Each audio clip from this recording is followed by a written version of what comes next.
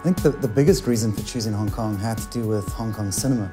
You know, at the time we were watching a lot of like Hong Kong cinema action flicks, and just loved like the action, loved the setting. So for us, it was just made perfect sense to bring the action, bring an open world game to somewhere that gamers had never been before. Got this meshing of cultures. You've got the Eastern culture and the Western culture. The Western culture being the British involvement in Hong Kong, and how those two cultures have sort of been fused together over the past century and a half. It has really shaped that city. You have the crazy extremes and the crazy characters just there for your enjoyment. Watching movies, we all love watching action movies, but that wasn't enough. And reading books, and there are lots of them about the cops' relationship with the triads, that wasn't enough. We wanted to go there and experience it and understand not just what it meant to be there, but the elements that they could bring back. For the first time, we experienced the city through the viewfinder of our cameras, so we were just taking photos non-stop.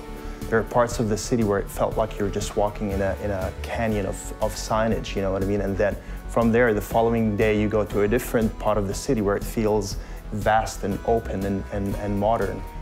And you're seeing a building that's over 100 stories tall, and next to it, there's a tiny little temple.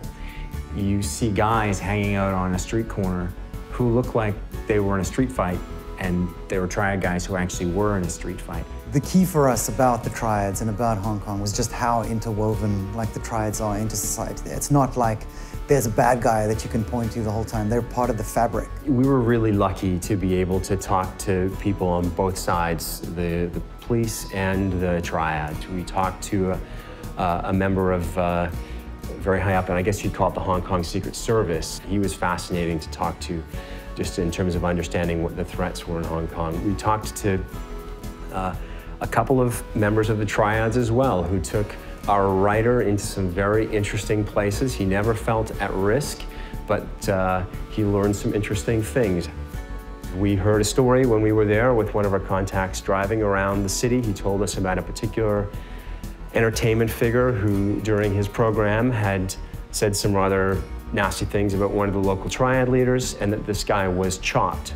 Chopped being the term of being attacked by a triad but left alive. No sooner had he told us the story than we drove around a corner, and he said, well, there he is. And sure enough, there was this guy walking down the street who we passed, who was years after the attack, but very visibly limping and very visibly maimed.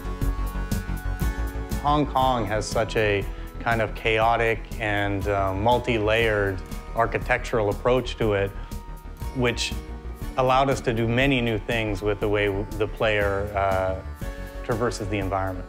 We've basically taken the essence of the city, the essence of the lifestyle, and designed all of our gameplay mechanics around that so that we can basically embrace the culture, but also create an experience where players will actually feel like a, gangster. Hong Kong is an island, and what we did was create an island with 4 separate neighborhoods. North Point, which is where you start the game, which is more reminiscent of Kowloon. Central Hong Kong, very famous skyline. Kennedy Town, built on the side of one of the hills in Hong Kong, more of an affluent neighborhood. And then Aberdeen Harbor, around the back of the island. The traffic is on the left-hand side of the street.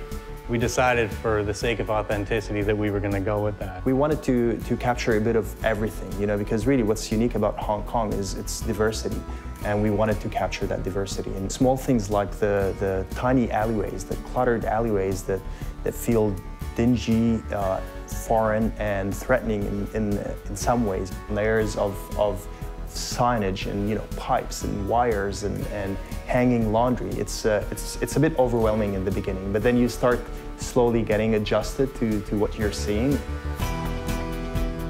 If you want to spend time just roaming around the island, enjoying the races and the mini games and the events and favors and shopping and all that kind of stuff, then that's entirely there for you to do. The final result is a city that feels authentic, but at the same time, it's fun to explore and to experience.